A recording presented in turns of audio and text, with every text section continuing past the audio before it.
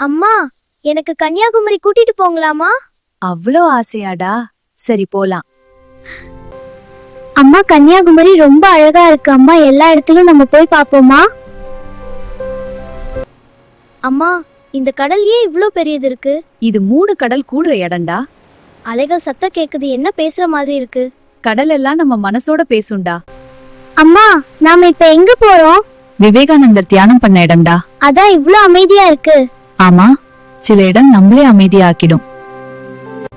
அம்மா, இந்த பெரிய சிலை யாரு?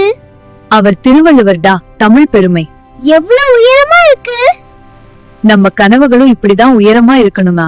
அம்மா, இங்க ஒளி மட்டும் உள்ள வருது, ஏன்? அது ஒரு நினைவுடா, மகாத்மா காந்திக்காக. அம்மா, ரொம்ப டிஃபரண்ட் ஃபீல் இருக்கு.